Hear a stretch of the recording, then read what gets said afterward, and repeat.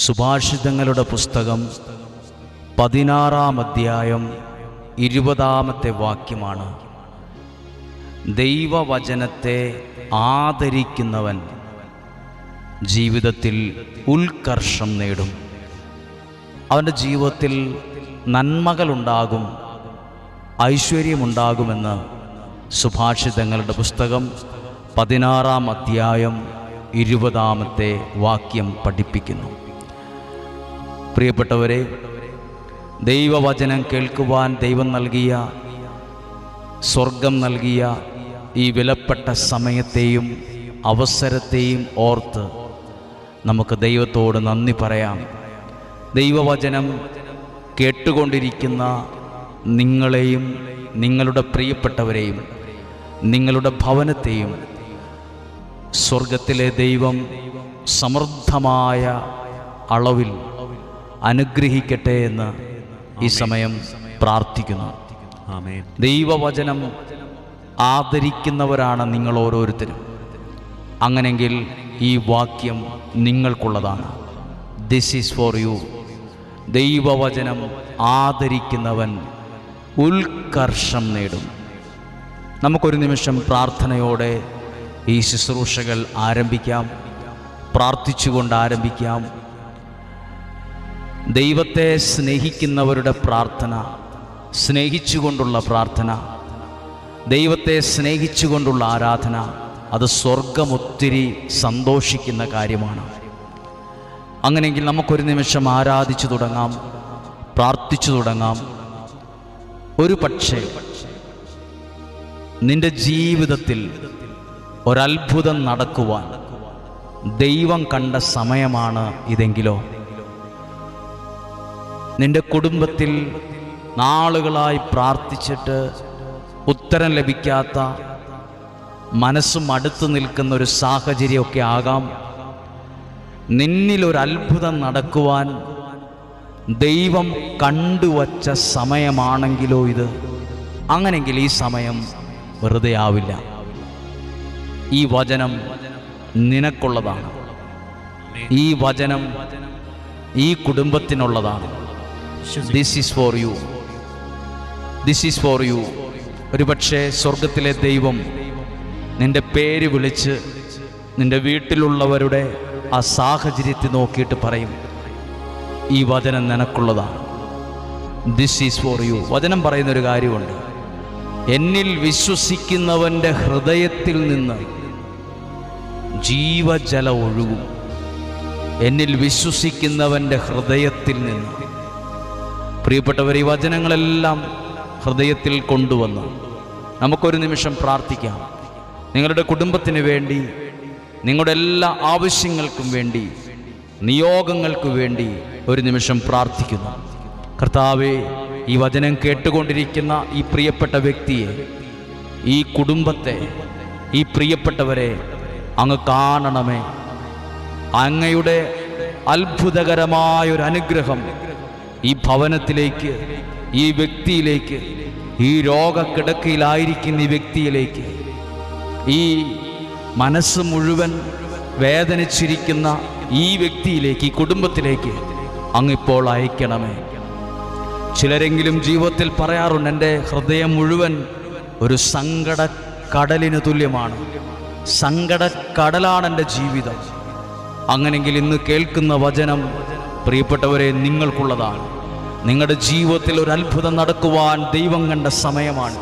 നിങ്ങളൊന്ന് വിശ്വസിച്ച് ഹൃദയത്തിലൊന്ന് ഏറ്റെടുത്തിട്ട് പറയൂ, എൻ്റെ ജീവിതത്തിൽ ദൈവം ഒരത്ഭുതം പ്രവർത്തിക്കാൻ ദൈവം കണ്ട സമയമാണിത്.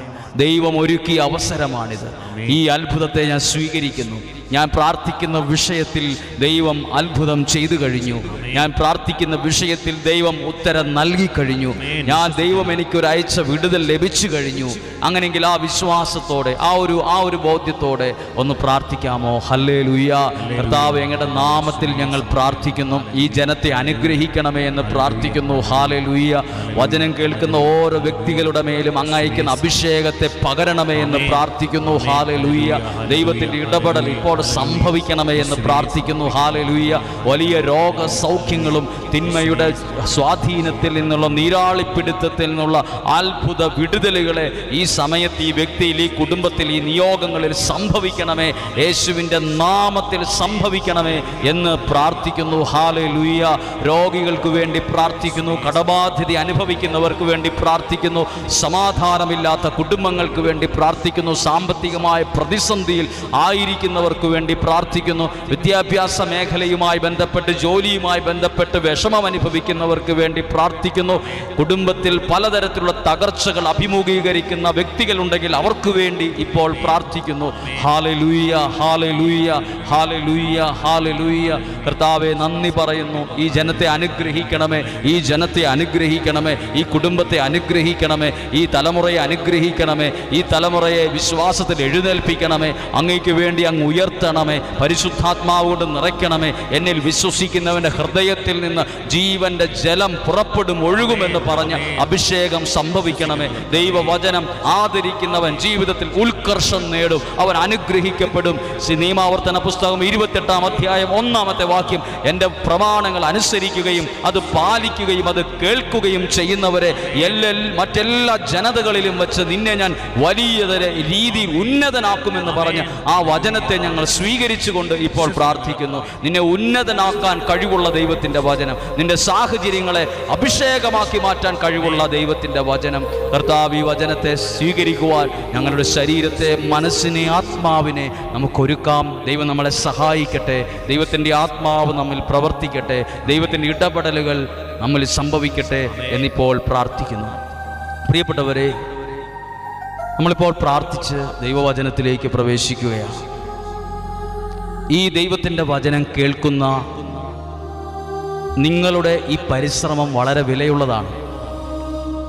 കാരണം സുവിശേഷത്തിൽ സക്കേവൂസ് എന്ന വ്യക്തി യേശുവിനെ കാണാൻ ആഗ്രഹിച്ചു. ആഗ്രഹിച്ച് ആ ഒരു കാര്യം സാധിച്ചെടുക്കാൻ വേണ്ടി പരിശ്രമിച്ചു. രണ്ടു കാര്യങ്ങളാണ്. ദൈവത്തെ കാണാൻ ആഗ്രഹിച്ചു, ദൈവത്തെ അടുത്ത് കാണുവാൻ പരിശ്രമിച്ചു. ഈ ആഗ്രഹത്തെയും പരിശ്രമത്തെയും യേശു എങ്ങനെയാണ് മാർക്കിട്ടത്? യേശു എങ്ങനെയാണ് അതിനെ വിലയുള്ളതായി കണ്ടത്?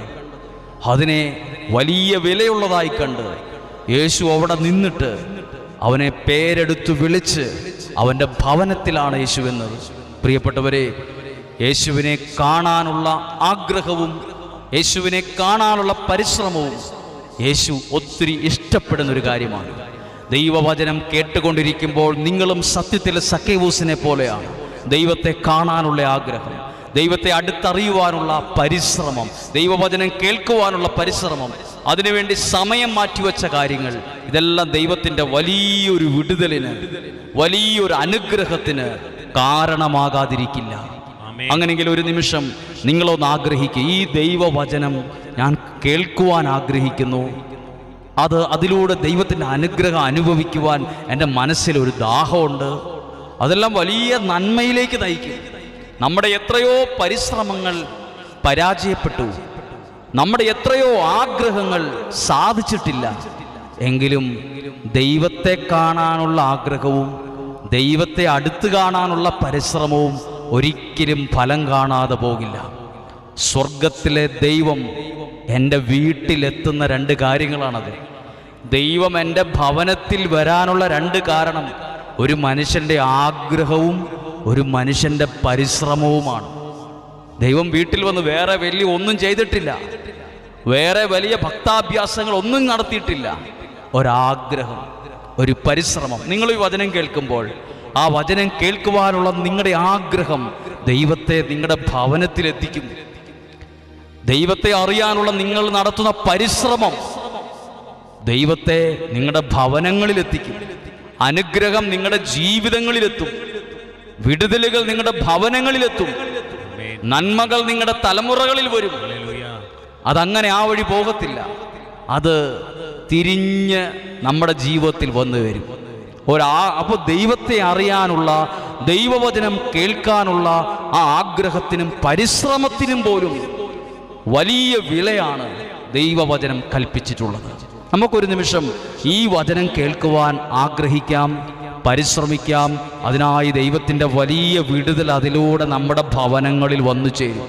ഒരിക്കൽ കൂടി ആ വാക്ക് നിങ്ങളോട് പറയാൻ ആഗ്രഹിക്കുന്നു. ദൈവം വലിയൊരു അത്ഭുതം നിന്നിൽ നടക്കാൻ ദൈവം കണ്ടുവച്ച സമയമാണെങ്കിലോ ഈ വചനം കേൾക്കുന്ന ഈ കുറച്ചു സമയം, അങ്ങനെയെങ്കിൽ അത് നിന്റെ ജീവിതത്തിൻ്റെ സകല ഇരുട്ടും സകല കണ്ണുനീരും മാറി ഒരത്ഭുതത്തിലേക്ക് കാലെടുത്തു വയ്ക്കുന്ന പുതിയൊരു കാൽച്ചുവടിൻ്റെ സമയമാണ്. പ്രിയപ്പെട്ടവരെ, നമ്മളിന്ന് ഈ ദൈവവചനത്തിലേക്ക് ശ്രദ്ധയോടെ പ്രാർത്ഥനയോടെ പ്രവേശിക്കുമ്പോൾ പ്രധാനപ്പെട്ട ഒരു ചിന്തയാണ്, ദൈവവചനമാണ് നിങ്ങളുടെ ശ്രദ്ധയിൽ ഈ സമയത്ത് കൈമാറുവാൻ അല്ലെങ്കിൽ നിങ്ങളോട് ഷെയർ ചെയ്യുവാൻ അതിയായി ആഗ്രഹിക്കുന്നത്. ഒരപേക്ഷയുണ്ട്, ഈ കാര്യങ്ങൾ നിങ്ങളൊന്ന് ശ്രദ്ധിക്കണം. ഇത് നിങ്ങൾ അറിയുന്നവരോട് ഈ വചനങ്ങൾ പറയുകയോ ഷെയർ ചെയ്യുകയോ വേണം. അത് പ്രധാനപ്പെട്ടതാണ്. നിങ്ങളിങ്ങനെ ചിന്തിച്ചു നോക്കൂ, നമ്മുടെ കുഞ്ഞുങ്ങൾ അല്ലെങ്കിൽ വരുന്ന ഒരു തലമുറ ദൈവത്തിന് വേണ്ടി എഴുന്നേൽക്കണമെങ്കിൽ അവർ ദൈവവചനത്തിൽ വളരണം. ദൈവവചനത്തിൽ വളരണം. ദൈവവചനത്തിനുള്ള അറിവ് അവർക്ക് വേണം. വളരെ പ്രധാനപ്പെട്ട ഒരു വിഷയമാണിത്.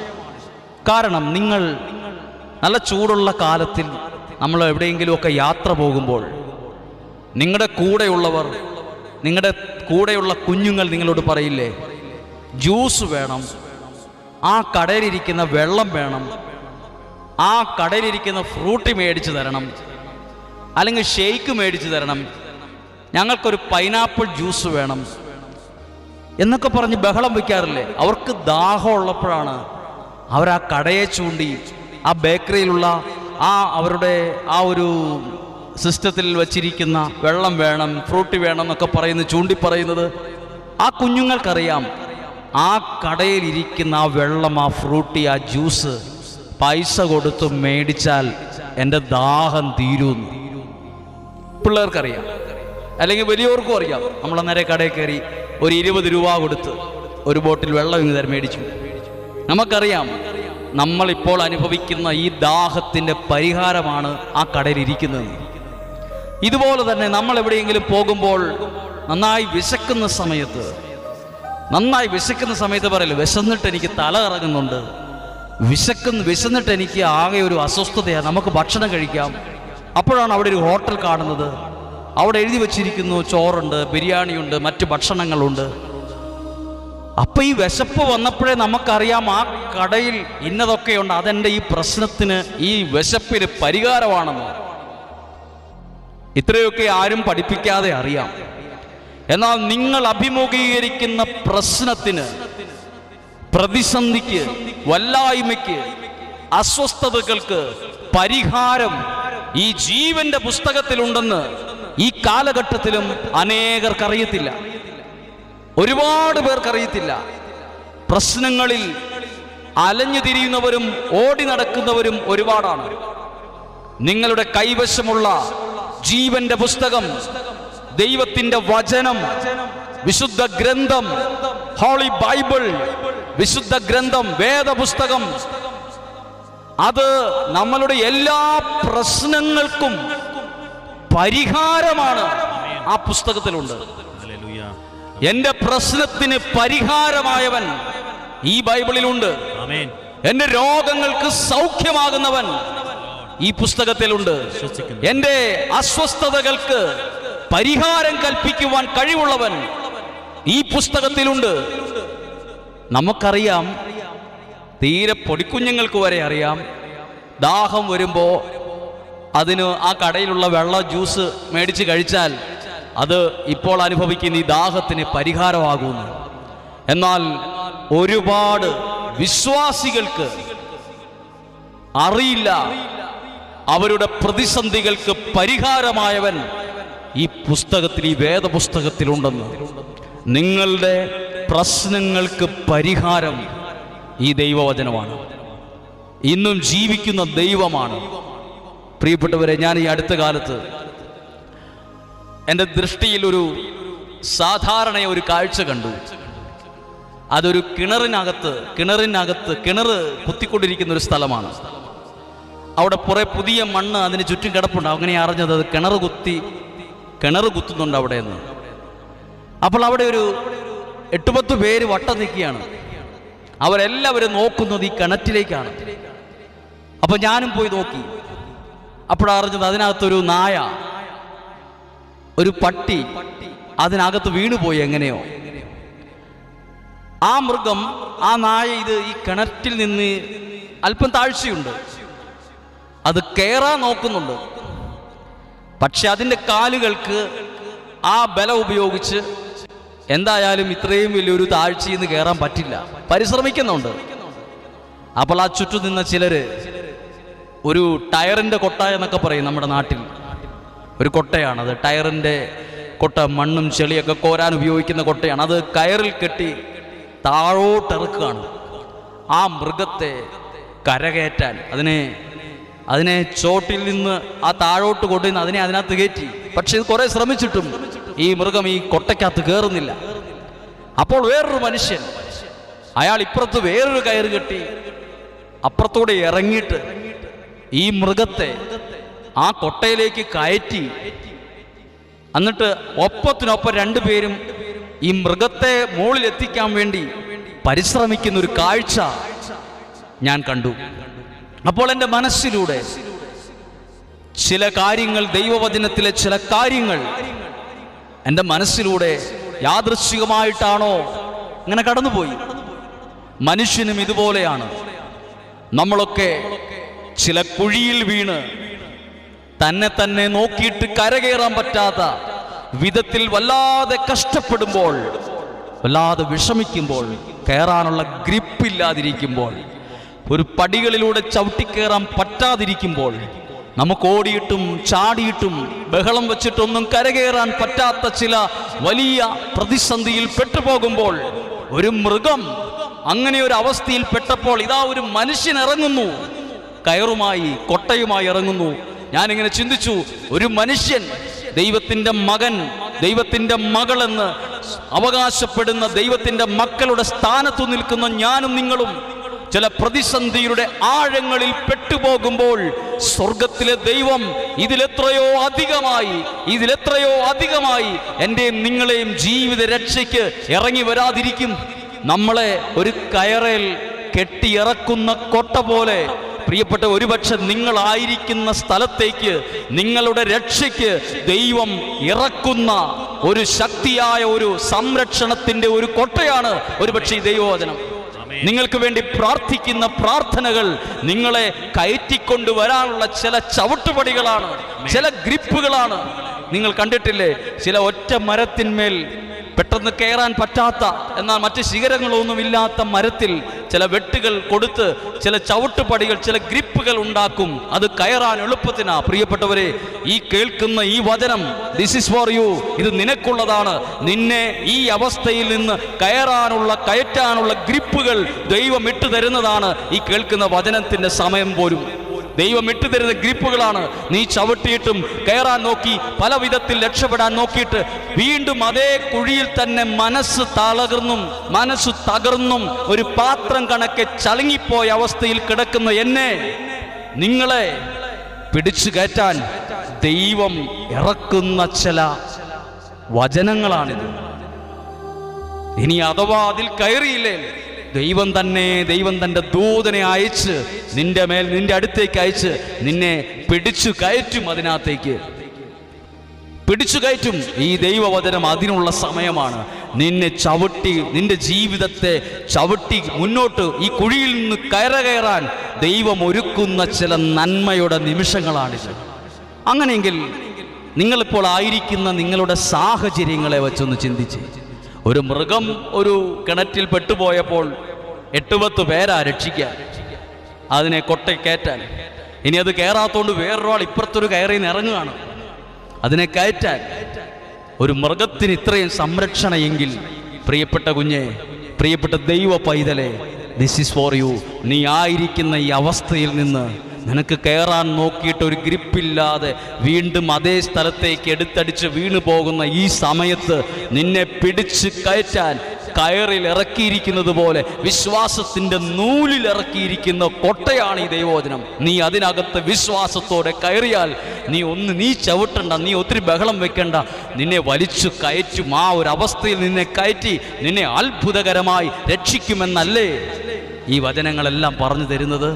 പ്രിയപ്പെട്ടവരെ, ദൈവവചനം ശ്രവിച്ചു കൊണ്ടിരിക്കുന്ന നിങ്ങൾ ഇപ്പോൾ പ്രാർത്ഥിച്ചുകൊണ്ടായിരിക്കും ഇരിക്കുന്നത്. നിങ്ങൾക്ക് തന്നെ അറിയില്ലേ, എത്രയോ പേര് പടുകുഴിയിൽ നിന്ന് കരകയറിയത് ഇതുപോലുള്ള ചില കൊട്ടയിലാണ്. ചിലപ്പോൾ നിന്നെ സ്നേഹിക്കുന്നവരുടെ പ്രാർത്ഥന ഈ കൊട്ടയ്ക്ക് തുല്യമാണ്. ചിലപ്പോൾ നിനക്ക് വേണ്ടി കരങ്ങൾ ഉയർത്തുന്ന ഒരുപാട് പേർ ഈ കൊട്ടയ്ക്ക് തുല്യമാണ്. അതൊക്കെയാണ് നിന്നെ ഒരു പരിക്കുമില്ലാതെ കയറ്റാൻ സഹായിക്കുന്ന ചില കുട്ടകൾ, ചില കവറിങ്ങുകൾ. ഇന്ന് ദൈവവചനം ശ്രദ്ധിക്കുമ്പോൾ വിശുദ്ധ ലൂക്കായുടെ സുവിശേഷം 11-ാം അധ്യായം 5 മുതലുള്ള വാക്യങ്ങളാണ്. അധികമായൊന്നും അത്ഭുതം മനസ്സിലാക്കാൻ പറ്റാത്തതൊന്നും ഒരു വാക്കുപോലും ഇല്ലാത്തൊരു ഭാഗമാണ് 11-ാം അധ്യായം. അത് ശിഷ്യന്മാരെ യേശു പഠിപ്പിച്ച പ്രാർത്ഥനയാണ്. 11-ാം അധ്യായം 1 മുതൽ 4 വരെ. 5 വരെയോ 5-ാമത്തെ വാക്യം മുതൽ എഴുതിയിട്ടുള്ളത് പ്രാർത്ഥനയുടെ ശക്തിയെക്കുറിച്ചാണ്. പ്രാർത്ഥനയുടെ ശക്തി, power of prayer, power of prayer, പ്രാർത്ഥനയുടെ പവർ. ആ ഹെഡിങ്ങിന്റെ ഇംഗ്ലീഷ് എന്നാണ് പ്രാർത്ഥനയുടെ ശക്തി, പവർ ഓഫ് പ്രയർ. പ്രാർത്ഥിച്ചും മടുത്തവരാണ് പലരും. പ്രാർത്ഥനയിൽ വിശ്വാസം കുറഞ്ഞവരാണ് പലരും. പ്രാർത്ഥിച്ചിട്ട് എന്തുത്തരമെന്ന് 4 ദിക്കിൽ നിന്ന് നമ്മളോട് ചോദിക്കുന്ന ഒരുപാട് സ്വരങ്ങൾ നമ്മുടെ ചെവികളിൽ മുഴങ്ങുന്നുണ്ട് ഇന്നും. എത്രയോ പേര് പറഞ്ഞു പ്രാർത്ഥന നിർത്താൻ, എത്രയോ പേര് പറഞ്ഞു പ്രാർത്ഥിച്ചിട്ട് കാര്യമില്ലെന്ന്. ദൈവവചനം പറയുന്നു, പ്രാർത്ഥനയ്ക്ക് ശക്തിയുണ്ട്, പ്രാർത്ഥനയ്ക്കൊരു പവറുണ്ട്. ദൈവവചനം അങ്ങനെ പ്രസ്താവിക്കുന്നു. താഴെ എഴുതിയിട്ടുള്ളത് ആർക്കും മനസ്സിലാക്കാൻ കഴിയുന്ന വിധത്തിൽ, പ്രത്യേകിച്ച് ഒരു പ്രഭാഷണമോ ഒരു ക്ലാസ്സോ ഒരു ടീച്ചിങ്ങോ ഒരു ട്യൂഷനോ ഒന്നും ആവശ്യമില്ലാത്ത ഒരു ഭാഗം ഡീറ്റെയിൽ ആയിട്ട് എഴുതിയിട്ടുണ്ട്. അവൻ അവരോട് പറഞ്ഞു, നിങ്ങളിൽ ഒരുവന് ഒരു സ്നേഹിതൻ ഉണ്ടെന്നിരിക്കട്ടെ. അർദ്ധരാത്രി അവന്റെ അടുത്തു ചെന്ന് അവൻ പറഞ്ഞു, സ്നേഹിത എനിക്ക് 3 അപ്പം വായ്പ തരിക. നിങ്ങൾ തുറന്ന ഒരു ബൈബിൾ നിങ്ങളുടെ കൈവശമുണ്ടെങ്കിൽ ഓർത്തുകൊള്ളുക. പാതിരാത്രിക്ക് ചെന്ന് ചോദിച്ചത് 3 അപ്പമാണ്. 3 അപ്പമാണ് വായ്പ ചോദിച്ചത്. 3 ലക്ഷം രൂപയല്ല. ഒരു വീട്ടിൽ കിടക്കുന്ന കാർ ഇപ്പോൾ കൊണ്ടുവരാന്ന് പറഞ്ഞ് ചോദിച്ചതല്ല. 3 അപ്പം. 3 അപ്പം. ചോദ്യത്തിനൊരു കൃത്യതയുണ്ട്, വ്യക്തതയുള്ളൊരു പ്രാർത്ഥനയാണ്. കുറച്ച് അപ്പം ഉണ്ടോ ഇരിപ്പുണ്ടോ അങ്ങനെയുള്ള ചോദ്യമല്ല. 3 അപ്പം എനിക്ക് വായ്പ തരിക.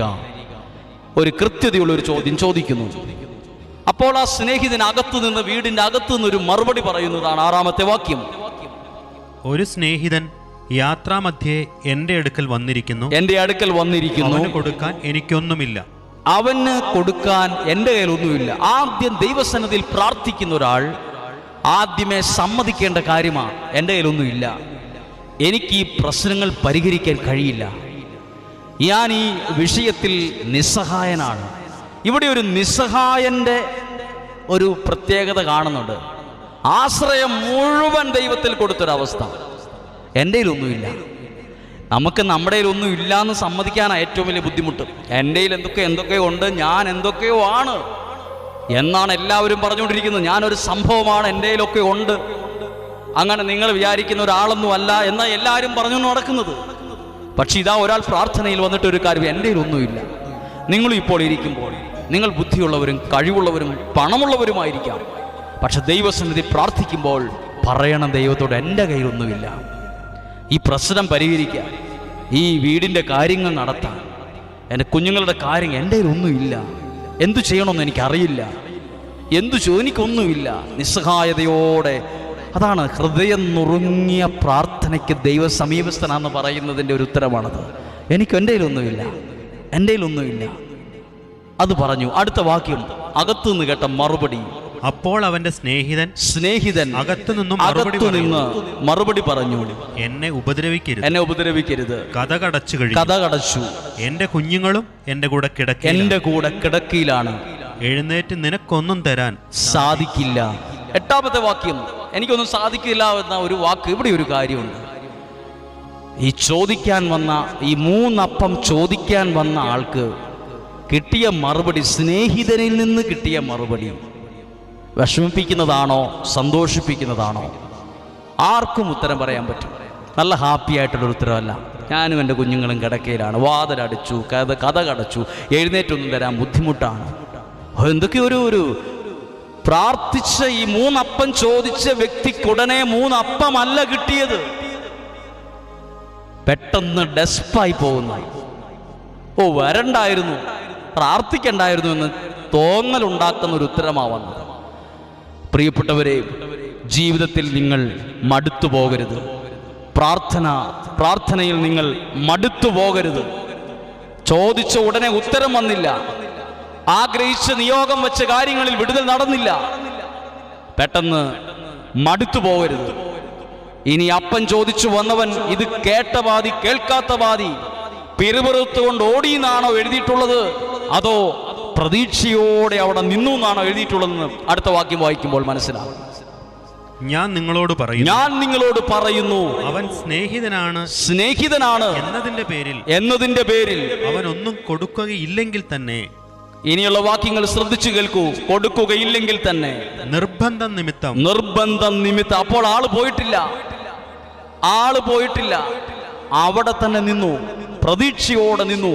പ്രാർത്ഥനയിൽ ഉത്തരം കിട്ടിയിട്ടില്ലെങ്കിലും, പ്രാർത്ഥനയിൽ മടുപ്പ് തോന്നിയിട്ടുണ്ടെങ്കിലും, പ്രാർത്ഥിച്ചിട്ട് കാര്യമില്ല എന്ന് തോന്നിയിട്ടുണ്ടെങ്കിലും, വീണ്ടും പ്രതീക്ഷയോടെ ദൈവസന്നിധിയിൽ നിൽക്കുന്ന ഒരാളാണ് നിങ്ങളെങ്കിൽ, നിങ്ങൾ അത്ഭുതം കണ്ടേ മടങ്ങൂ, അത്ഭുതം അനുഭവിച്ചേ തിരിച്ചു പോകൂ, അത്ഭുതം കൊണ്ടേ മടങ്ങൂ. അതിനുള്ള ഉത്തമമായ ഒരു തെളിവല്ലേ ഇത്? അവൻ അവിടെ നിന്നു. എന്നിട്ട് എടുത്ത വാക്യങ്ങൾ ഒന്ന് ശ്രദ്ധയോടെ കേൾക്കേണ്ട വാക്കുകൾ അതിനകത്തുണ്ട്. സെന്റൻസ് അല്ല, വാക്കുകൾ. എഴുന്നേറ്റ് അവന് വേണ്ടത് നൽകും. ആ വാക്കുകൾ വളരെ പ്രധാനപ്പെട്ടതാണ്. അവിടെ എഴുന്നേറ്റു എന്ന് എഴുതിയിട്ടുണ്ട്. ഒരാളുടെ പ്രാർത്ഥനയ്ക്ക് മുമ്പിൽ ദൈവം ആ വ്യക്തിക്ക് വേണ്ടി എഴുന്നേൽക്കും. ആമേൻ. ആ കുടുംബത്തിന് വേണ്ടി ദൈവം എഴുന്നേൽക്കും. ഇപ്പോൾ പ്രാർത്ഥിച്ചു കൊണ്ടിരിക്കുന്ന പ്രിയപ്പെട്ടവരെ, ദിസ് ഈസ് ഫോർ യു. ഇത് നിനക്കുള്ളതാണ്. നിനക്ക് വേണ്ടി ദൈവം എഴുന്നേൽക്കും. നിന്റെ പ്രശ്നം പരിഹരിക്കാനാ ദൈവം എഴുന്നേൽക്കുന്നത്. പലരും എഴുന്നേൽക്കുന്നത് പ്രശ്നം ഗുരുതരമാക്കാനാണ്. പലരും എഴുന്നേൽക്കുന്നത് നിന്നെ കുഴപ്പിക്കാനാണ്. പ്രാർത്ഥനയിൽ ദൈവം എഴുന്നേൽക്കുന്നത് നിന്റെ പ്രശ്നത്തെ പരിഹരിക്കാനാണ്. എത്രയോ പേരെ നിനക്കറിയാം, നിന്റെ പ്രശ്നത്തെ എങ്ങനെ ഗുരുതര പ്രശ്നമാക്കാൻ വേണ്ടി 4 ദിക്കിന്ന് എഴുന്നേറ്റില്ലേ? പക്ഷെ ഇവിടെ പ്രാർത്ഥന കേട്ട ദൈവം എഴുന്നേറ്റത് പ്രശ്നം അതീവ ഗുരുതരമാക്കാനല്ല, പ്രശ്നത്തെ പരിഹരിക്കാൻ. പ്രിയപ്പെട്ടവരെ, പ്രാർത്ഥനയ്ക്ക് ശക്തിയുണ്ടെന്ന് ഹെഡിങ് എഴുതിയത് സത്യമാണ്. പ്രാർത്ഥനയ്ക്ക് ഉത്തരമായി ദൈവം എഴുന്നേറ്റു ഈ മനുഷ്യന്റെ പ്രശ്നം പരിഹരിക്കാൻ. പ്രാർത്ഥിക്കുന്ന വ്യക്തിക്ക് വേണ്ടി ദൈവം എഴുന്നേൽക്കും.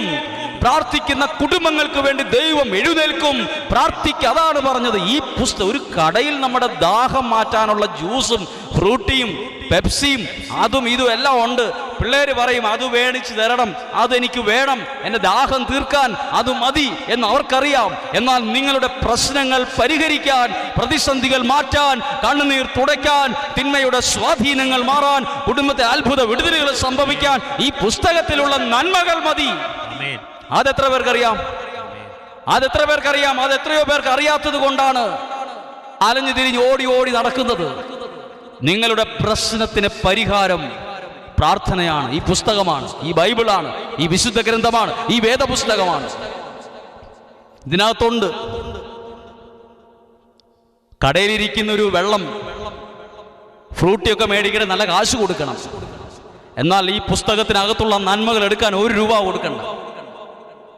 ഒരു രൂപ ചെലവ് ആവശ്യമില്ല. പൈസ കൊടുത്താൽ കിട്ടുന്ന അനുഗ്രഹമല്ല ഈ താളിൽ എഴുതിയിരിക്കുന്നത്. വിശ്വാസത്തോടെ പ്രാർത്ഥിച്ചാൽ കിട്ടുന്ന നന്മകളെ കുറിച്ചാണ്. അടുത്ത എഴുന്നേറ്റ് അവന് വേണ്ടത് എന്നൊരു വാക്കുണ്ട്. മലയാള ബൈബിൾ, ഇംഗ്ലീഷ് ബൈബിൾ, എന്താ നിങ്ങളുടെ കൈവശമുള്ളത്? നോക്കൂ ആ വാക്ക്. ചോദിച്ചത് 3 അപ്പമാണ്, കൊടുത്തത് 3 അപ്പം എന്നല്ലേ എഴുതേണ്ടത്? അവൻ എഴുന്നേറ്റ് വന്ന 3 അപ്പം ചോദിച്ചു കൊടുത്തു എന്നല്ല എഴുതേണ്ടത്. പക്ഷെ വാക്കുകൾക്ക് വ്യത്യാസം വന്നിരിക്കുന്നു. എഴുതിയിട്ടുള്ളത് അവന് വേണ്ടതല്ലേ പറഞ്ഞത്? വേണ്ടത്. എന്നെ കേൾക്കുന്ന, പ്രാർത്ഥനയിൽ ശ്രദ്ധിക്കുന്ന, ദൈവവചനം ധ്യാനിക്കുന്ന, ദൈവത്തോടുള്ള ബന്ധത്തിലായിരിക്കുന്ന നിങ്ങൾക്ക് വേണ്ട കാര്യങ്ങൾ ദൈവത്തിനറിയാം. വേണ്ട കാര്യങ്ങൾ ദൈവത്തിനറിയാം. ദൈവം നിനക്ക് വേണ്ടി എഴുന്നേറ്റ് വരുന്നത് നിന്റെ പ്രാർത്ഥനയ്ക്കുള്ള മറുപടിയായിട്ട് മാത്രമല്ല, നിന്റെ ജീവിതത്തിന് ആവശ്യമായത് മുഴുവൻ നൽകിക്കൊണ്ടായിരിക്കും. അവന് വേണ്ടത് എന്താ വേണ്ടത്? ചിലർ പറയും ചില സമാധാനമാണ് എനിക്ക് വേണ്ടത്. ചിലർ പറയും എനിക്ക് എൻ്റെ സാമ്പത്തിക മേഖല വിടുതൽ കിട്ടിയാൽ മതിയായിരുന്നു, അതാ എനിക്ക് വേണ്ടത്. ചിലർ പറയും ആ പരീക്ഷയിലൊന്ന് ജയിച്ചാൽ മതിയായിരുന്നു, എനിക്കൊന്ന് പോകാൻ ഒത്താൽ മതിയായിരുന്നു, എൻ്റെ കാര്യങ്ങൾ നടന്നാൽ മതിയായിരുന്നു, എനിക്കൊന്ന് വിജയിച്ചാൽ മതിയായിരുന്നു, എനിക്കൊന്ന് ജീവിക്കാൻ കഴിഞ്ഞാൽ മതിയായിരുന്നു, എൻ്റെ മനസ്സിൻ്റെ ഇരുട്ട് മാറിയാൽ മതിയായിരുന്നു, എൻ്റെ കുടുംബജീവിതം ഒന്ന് ശരിയായാൽ മതിയായിരുന്നു. പ്രാർത്ഥനയ്ക്ക് ദൈവം തരുന്ന മറുപടിയാണ് എഴുന്നേറ്റ് അവന് വേണ്ടത് നൽകും. This is for U.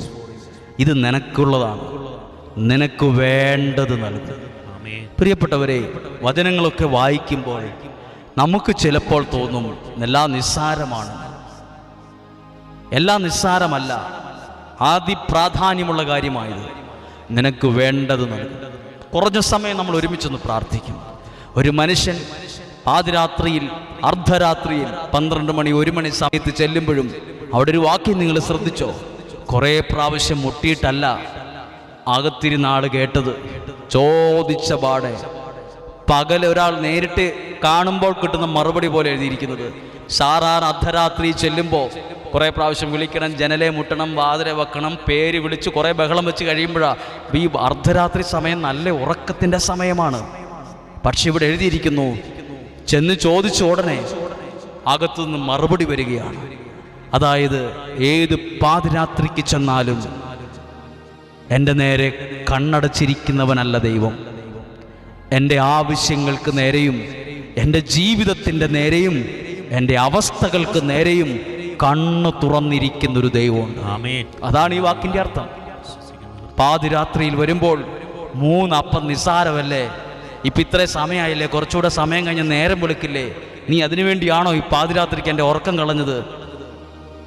അവൻ്റെ ആവശ്യം ചെറുതാണേലും ആവശ്യത്തിന് നേരെ കണ്ണു തുറന്നിരിക്കുന്നൊരു ദൈവം, അവൻ്റെ ജീവിതത്തിൻ്റെ നേരെ സഹായിക്കാൻ മനസ്സുള്ള ഹൃദയമായിരിക്കുന്നൊരു ദൈവം, അവൻ്റെ ജീവിതത്തിനെ അനുഗ്രഹിക്കുന്നൊരു ദൈവം, അവന് വേണ്ടി എഴുന്നേൽക്കുന്നൊരു ദൈവം. കുറേ പേർക്ക് വേണ്ടിയല്ല, ഒരാൾക്ക് വേണ്ടി. അവന് വേണ്ടി എഴുന്നേറ്റ് അവൻ്റെ നേർക്ക് നടന്നു വന്നു. അവൻ്റെ നേർക്ക് നടന്നു വന്ന വാതിൽ തുറന്ന് അവന് വേണ്ടത് നൽകി. പ്രിയപ്പെട്ടവരെ, അപ്പോൾ ഈ പ്രാർത്ഥിക്കാൻ ചെന്നവൻ്റെ വേണ്ട കാര്യങ്ങളെല്ലാം അകത്തുള്ള ആൾക്കറിയായിരുന്നു. അതാ എഴുന്നേറ്റ് വന്ന് വേറെന്തുവാ നിനക്ക് വേണ്ടത് എന്നല്ല ചോദിച്ചത്, അവന് വേണ്ടത്. നിനക്ക് വേണ്ടത് നാവിലൂടെ നീ പ്രാർത്ഥിക്കാൻ മറന്നുപോയാലും നിനക്ക് വേണ്ടത് ദൈവത്തിനറിയാം. നീ ചിലപ്പോൾ പ്രാർത്ഥനയിൽ അത് മറന്നുപോയിട്ടുണ്ടാവും, ശ്രദ്ധിച്ചിട്ടുണ്ടാവില്ല. പക്ഷെ അകത്ത് പ്രാർത്ഥന കേൾക്കുന്ന ദൈവം, അകത്ത് പ്രാർത്ഥന ശ്രദ്ധിക്കുന്ന ദൈവം നിനക്ക് വേണ്ടത് എന്തൊക്കെയാണെന്നറിയാം. നിന്റെ ഭാവി ജീവിതത്തിന് ആവശ്യമായത് എന്തൊക്കെയാണെന്നറിയാം. നിന്റെ ശരീരത്തിന് ആവശ്യമായത് എന്താണെന്നറിയാം. നിന്റെ കുടുംബത്തിന് ആവശ്യമായത് എന്തെന്നറിയാം. നിന്റെ മാതാപിതാക്കൾക്ക് ആവശ്യമായത് എന്താണെന്നറിയാം. നിന്റെ ജീവിത പങ്കാളിക്ക് ആവശ്യമായത് എന്താണെന്നറിയാം. നിന്റെ കുടുംബ സാഹചര്യങ്ങളിൽ നിനക്ക് വേണ്ടത് എന്താണെന്നറിയാം. നിനക്ക് വേണ്ടത് അവിടുന്ന് തരും. നിനക്ക് വേണ്ടത് ദൈവം നിനക്ക് തരും. നിനക്ക് വേണ്ടത് ദൈവം നിനക്ക് തരും. പരിശുദ്ധാത്മാവായ ദൈവം അതിനുള്ള എല്ലാ കൃപകളും ഞാൻ പറഞ്ഞത്, ദൈവം എൻ്റെ ജീവിതത്തിൽ അത്ഭുതം നടക്കുവാൻ ഒരു സമയം കണ്ടിട്ടുണ്ട്. ഈ വചനം കേൾക്കുന്ന സമയമാണെങ്കിലോ ആ അത്ഭുതം നടക്കാൻ ദൈവം കണ്ട സമയം. അങ്ങനെങ്കിൽ ഇത് കളയരുത്, അങ്ങനെങ്കിൽ ഈ സമയം കളയരുത്. നിങ്ങളായിരിക്കുന്ന സ്ഥലത്ത് എവിടെയാണോ ഒരു നിമിഷം പ്രാർത്ഥിക്കാൻ പറ്റുമെങ്കിൽ പ്രാർത്ഥിക്കുക. എനിക്ക് വേണ്ടത്, ഞാൻ 3 അപ്പമേ വേണ്ടതായിട്ട് അത്യാവശ്യമായിട്ട് പറഞ്ഞുള്ളൂ. പക്ഷെ മറുപടി വന്നത് 3 അപ്പത്തിന് പുറമെ നിനക്ക് വേണ്ടതൊക്കെയും, നിനക്ക് വേണ്ടതൊക്കെയും, നിന്റെ ജീവിതത്തിന് ആവശ്യമായതൊക്കെയും തരാൻ കഴിവുള്ള ദൈവം. ഒരു നിമിഷം ഒന്ന് പ്രാർത്ഥിക്കാമോ? ഒരു നിമിഷം ഒന്ന് ആഗ്രഹിക്കാമോ? വിശപ്പുണ്ടാകുമ്പോൾ വിശപ്പ് മൂലം കുടല് കരിഞ്ഞു, തല കറങ്ങുന്നു എന്നൊക്കെ പറയുന്ന ഒരു ഹോട്ടൽ കാണുമ്പോൾ പറയും, എനിക്ക് ആ ഭക്ഷണം കഴിക്കണം, ആ ഭക്ഷണം കഴിച്ചാൽ എൻ്റെ വിശപ്പ് മാറും, ആ തലകറക്കം മാറും, ആ ക്ഷീണം മാറും. വിശപ്പുള്ളവൻ അറിയാം ഈ കടയിൽ എൻ്റെ വിശപ്പ് മാറ്റാനുള്ളതുണ്ടെന്ന്. അങ്ങനെയെങ്കിൽ നിങ്ങളുടെ കൈവശമുള്ള ദൈവത്തിൻ്റെ വചനമായ വിശുദ്ധ ഗ്രന്ഥമായ ബൈബിളിനകത്ത് നിൻ്റെ നിൻ്റെ വിശപ്പും ദാഹവും മാറ്റാനുള്ള കാര്യമല്ല ഉള്ളത്. നിൻ്റെ പ്രശ്നങ്ങൾക്ക് പരിഹാരമായ സകലതുമുണ്ട്. നിൻ്റെ ജീവിതത്തിന് ആവശ്യമായത് കടയിൽ നിരത്തി വച്ചതുപോലെ ഈ താളുകളിൽ നിരത്തി വച്ചിട്ടുണ്ട്. നിൻ്റെ ഭാവി ജീവിതത്തിന് ആവശ്യമായത് നിരത്തി വച്ചിട്ടുണ്ട്. കടയിലുള്ള ഒരു കുപ്പി വെള്ളത്തിന് പോലും കൊടുക്കണം 20 രൂപ. എന്നാൽ ഈ പുസ്തകത്തിനകത്തിരിക്കുന്ന ദൈവം നിനക്ക് വേണ്ടി നിരത്തി വച്ചിരിക്കുന്ന അനുഗ്രഹത്തിന് 10 രൂപ പോലും ചെലവ് ആവശ്യമില്ല. നിന്റെ ഹൃദയത്തിനകത്തുള്ളൊരു വിശ്വാസം അത് മതി. അത് ദൈവം നിനക്കായി എടുത്തു തരും. കടയിൽ ചെന്ന് 20 രൂപ കൊടുക്കുമ്പോൾ ആ ബോട്ടിലെടുത്ത് നിന്റെ തരും. അത് ദൈവം, ഞാൻ പ്രാർത്ഥിക്കുമ്പോൾ ദൈവം എനിക്കായി നിരത്തി വച്ചിരിക്കുന്നത് എടുത്തെൻ്റെ കയ്യിൽ തരും. അപ്പം എടുത്തുകൊണ്ട് വന്ന് കൊടുത്തു എന്നല്ല, നിനക്ക് വേണ്ടതൊക്കെയും കൈകളിലേക്ക് വച്ചു തന്നു. ദൈവം നിന്നെ അനുഗ്രഹിക്കട്ടെ, ദൈവം നിന്നെ സഹായിക്കട്ടെ. പ്രാർത്ഥിക്കുക, കർത്താവേ, ഇന്ന് കേട്ട ഈ വചനങ്ങൾ അത് എനിക്ക് യാഥാർത്ഥ്യമാകണം, അതൊരത്ഭുതം നടക്കാൻ കാരണമാകണം, എൻ്റെ വിശ്വാസ വളർച്ചയ്ക്ക് അത് കാരണമാകണം. ഒരിക്കൽ കൂടി പ്രാർത്ഥനയിൽ പറയട്ടെ. ഒരു മൃഗം, ഒരു നായ ഒരു കിണറ്റിൽ വീണ് പോയപ്പം അതിനെ പോലും രക്ഷിക്കാൻ 10-15 പേരവിടെയുണ്ട്, 8-10 പേരവിടെയുണ്ട്. അതിനെ കയറിട്ട് കൊടുക്കാൻ, കൊട്ട ഇറക്കാൻ, ഇപ്പുറത്തുനിന്ന് വേറൊരാൾ ഇറങ്ങാൻ, അതിന് അഭിപ്രായം പറയാൻ, അങ്ങനെ ചെയ്യ്, ഇങ്ങനെ ചെയ്യ്, കൊട്ട അങ്ങോട്ട് നീക്ക്, വലിക്ക്, എന്തെല്ലാം അഭിപ്രായങ്ങളാണ്. ഞാനും നിങ്ങളും ദൈവത്തിൻ്റെ മകനും മകളുമാണ്. ജീവിതത്തിൽ അറിഞ്ഞോ അറിയാതെയോ ചില കുഴികളിൽ വീഴുമ്പോൾ ദൈവം മനുഷ്യരെ പോലെ, മനുഷ്യർ പോലും 8-10 പേര് വന്നിട്ടുണ്ട് രക്ഷിക്കാൻ. ദൈവം തൻ്റെ സ്വർഗത്തിലെ സകല ദൂതന്മാരെയും ഇറക്കും, സകല ദൂതന്മാരെയും ഇറക്കും നിന്നെ കയറ്റാൻ. ഈ കേൾക്കുന്ന വചനങ്ങളൊക്കെ ചില ഗ്രിപ്പുകളാണ്, ചില ചവിട്ടുപടികളാണ്. അത് എനിക്ക് ചവിട്ടിക്കയറാനുള്ളതാണ്. ദൈവം എന്നെ കയറ്റാൻ ദൈവം ഒരുക്കുന്ന ചില ഗ്രിപ്പുകൾ. അവിടെ ഞാൻ ചവിട്ടിയാൽ കാല് തന്നെ പോകില്ല, വീണു പോകത്തില്ല. അല്പം ശ്രദ്ധിച്ചാൽ മതി, ദൈവത്തിൻ്റെ ഇടപെടലുണ്ടാകും. പരിശുദ്ധാത്മാവ് നിങ്ങളെ സഹായിക്കും. ദൈവത്തിൻ്റെ അനുഗ്രഹം നിങ്ങളുടെ ജീവിതത്തിൽ വരും. ദൈവീകമായ നന്മകളെ എടുക്കുവാനും അറിയുവാനും അനുഭവിക്കാനും ഇടവരും. ദൈവവചനം, ദൈവത്തെ ഒന്ന് കാണാൻ ആഗ്രഹിച്ച സക്കേവൂസിൻ്റെ വീട്ടിൽ ദൈവം വന്നു. ദൈവത്തെ കാണാൻ ആഗ്രഹിച്ച് പരിശ്രമിച്ചൊരു മരത്തിൽ കയറിയിരുന്ന സക്കേവൂസിനെ വിളിച്ചിറക്കി അവൻ്റെ വീട്ടിൽ വന്നു. ദൈവത്തെ അറിയാൻ ആഗ്രഹിക്കുന്ന ഓരോ ആഗ്രഹവും പരിശ്രമത്തിനും ദൈവം തിരിച്ചു തരുന്ന മറുപടി അത്ഭുതപ്പെടുത്തുന്നതായിരിക്കും. പ്രതീക്ഷകൾക്കപ്പുറമുള്ള നന്മകൾ കയറി വരും ജീവിതത്തിൽ. പ്രതീക്ഷകൾക്കപ്പുറമുള്ള വിടുതലുകൾ കയറി വരും ജീവിതത്തിൽ. സക്കേവൂസിൻ്റെ വീട്ടിൽ യേശു കയറി വരുമെന്ന് ആ വ്യക്തി പോലും വിചാരിച്ചിരുന്നതല്ല. നിങ്ങൾ പോലും ചിലപ്പോൾ വിചാരിക്കും, ഓ, ഈ നന്മയൊന്നും എൻ്റെ ജീവിതത്തിൽ വന്നു കയറിയല്ല, ഓ, ഈ സാഹചര്യമൊന്നും എൻ്റെ ജീവിതത്തിൽ വരാതെ അവർക്കും ഇവർക്കും ഒക്കെ കിട്ടത്തുള്ളൂ. എൻ്റെ വീട്ടിലും ദൈവം നടന്ന് കയറി വന്നതുപോലെ ജീവിതത്തിലുണ്ടല്ലോ ദൈവം ചില നന്മകളെ കയറ്റിവിടും, ചില വിടുതലുകൾ കയറി വരും. എല്ലാവരും പറയും, ഇവൻ്റെ വീട്ടിലൊന്നും ആരും വരികയില്ല, ഇവനൊന്നും നല്ലത് സംഭവിക്കുകയില്ല, ഇവൻ എന്ത് സംഭവിക്കുന്നു, ഇവൻ്റെ സാഹചര്യം ഇതല്ലേ, ഇവൻ്റെ ജീവിതം ഇങ്ങനെയല്ലേ, നാട്ടുകാരിങ്ങനെയല്ലേ ഇവനെക്കുറിച്ച് പറയുന്നത്. ദൈവം മനസ്സ് വച്ചാൽ ദൈവം പോലും നടന്ന് കയറി വന്നെങ്കിൽ ഏതനുഗ്രഹമാണ് ദൈവം വിചാരിച്ചാൽ കയറി വരാത്തത്. ദൈവം ജീവിതത്തിൽ കയറി വരും, അനുഗ്രഹം കയറി വരും, നടന്നു കയറി വരും, അത്ഭുത വിടുതൽ കയറി വരും, നല്ല ഭാവി കയറി വരും, നന്മ വരും, ഐശ്വര്യം വരും. അതൊക്കെ ദൈവത്തിൻ്റെ ഇടപെടലിൻ്റെ അനുഗ്രഹത്തിൻ്റെ ഭാഗങ്ങളാണ്. എല്ലാവർക്കും വേണ്ടി പ്രാർത്ഥിച്ച് അവസാനിപ്പിക്കുകയാണ്. എല്ലാവർക്കും വേണ്ടി പ്രാർത്ഥിക്കും. ദൈവവചനം, ഈ കേട്ട വചനം പ്രയോജനപ്പെട്ടെങ്കിൽ കുറേ പേർക്ക് നിങ്ങൾ കൊടുക്കുക, അറിയുന്നവരിലേക്ക് അയക്കുക. ആരെങ്കിലുമൊക്കെ ഈ വചനം കേട്ട് അവരുടെ ജീവിതത്തിൽ ചില ഗ്രിപ്പുകൾ ഉണ്ടാകട്ടെ, അവരുടെ വിശ്വാസം വർദ്ധിക്കട്ടെ, അവരുടെ കുഞ്ഞുങ്ങൾ ദൈവത്തിനു വേണ്ടി എഴുന്നേൽക്കട്ടെ. ഏറ്റവും വലിയ പരാജയമാണ് കാലഘട്ടത്തിൽ ഏറ്റവും വലിയ പരാജയം. ദൈവത്തിൻ്റെ വചനത്തിൽ വളരാത്തൊരു തലമുറ മുന്നിലുണ്ട്. ദൈവവചനത്തിൽ വളരുന്നൊരു തലമുറ അത് ദൈവത്തിനു വേണ്ടി എഴുന്നേൽക്കും. എന്നാൽ ദൈവവും ദൈവത്തിൻ്റെ വചനത്തിലും എഴുന്നേൽക്കാത്ത തലമുറ അത് ദോഷം ചെയ്യും, അത് അപകടമാണ്. അത് നല്ല സൂചനയല്ല. നമ്മൾ കേൾക്കുന്ന ഈ വചനങ്ങൾ നിങ്ങൾ അറിയുന്നവരിലേക്ക്, സുഹൃത്തുക്കളിലേക്ക്, കൂട്ടുകാരിലേക്ക്, കുടുംബക്കാരിലേക്ക് അയച്ചു കൊടുക്കുക. ഇതൊക്കെ ചിലരുടെ ജീവിതത്തിലെ ചില പിടിവള്ളിയായും ചില ഗ്രിപ്പുകളായൊക്കെ അങ്ങ് മാറും, ചില അഭിഷേകമായി മാറും. എന്നിൽ വിശ്വസിക്കുന്നവൻ്റെ ഹൃദയത്തിൽ നിന്ന് ജീവജലം പുറപ്പെടും. ആമേൻ. ദൈവത്തിൽ വിശ്വസിക്കുന്നവരാ സുഹൃത്തെ, നീയും നിൻ്റെ കുടുംബമൊക്കെ. നിന്നിൽ നിന്ന് ജീവൻ്റെ ജലം പുറപ്പെടും. അത് അവിടെ എവിടെയെങ്കിലും കെട്ടിക്കിടക്കാനല്ല, അതങ്ങ് ഒഴുകും. അത് കുടുംബക്കാരിലേക്ക്, സുഹൃത്തുക്കളിലേക്ക്, തലമുറകളിലേക്ക്, മാതാപിതാക്കളിലേക്ക് ഒഴുകുന്ന ജീവൻ്റെ ജലമാണ് ഈ വചനം. നിന്നിൽ ദൈവത്തിൽ വിശ്വസിക്കുന്ന നിന്നിൽ നിന്ന് ജീവജലം ഒഴുകണം. അതൊഴുകി ഒഴുകി പോകണം മക്കളിലേക്ക്, തലമുറകളിലേക്ക്, തലമുറകളിലേക്ക് ഒഴുകണം. അപ്പോഴാണ് ദൈവത്തിൻ്റെ ഇടപെടൽ ആഴവും അനുഗ്രഹവും ഒക്കെ അനുഭവിക്കാൻ കഴിയുക. പരിശുദ്ധാത്മാവ് നിങ്ങളെ സഹായിക്കട്ടെ. ദൈവത്തിൻ്റെ ഇടപെടലുണ്ടാകട്ടെ. ദൈവിക കാരുണ്യം നിങ്ങൾ അനുഭവിക്കട്ടെ. ആയുസ്സും ആരോഗ്യവും ദൈവം നിങ്ങൾക്ക് നൽകട്ടെ. പരിശുദ്ധാത്മാവിൻ്റെ കൂട്ടായ്മ നിങ്ങൾക്ക് അനുഭവിക്കാൻ കഴിയട്ടെ. ദൈവം ഒപ്പം നിൽക്കുന്ന, ദൈവം കൂടെ നടക്കുന്ന അനുഭവങ്ങൾ ഈ ദിവസങ്ങളിൽ ഉണ്ടാകട്ടെ. പരിശുദ്ധാത്മാവ് അതിനുവേണ്ടി സഹായിക്കട്ടെ. ദൈവത്തിൻ്റെ അനുഗ്രഹം എന്നും എപ്പോഴും നിങ്ങളോട് കൂടെ എന്നും ഉണ്ടായിരിക്കട്ടെ എന്ന് പ്രാർത്ഥിക്കുന്നു. ദൈവം അനുഗ്രഹിക്കട്ടെ. ആമേൻ.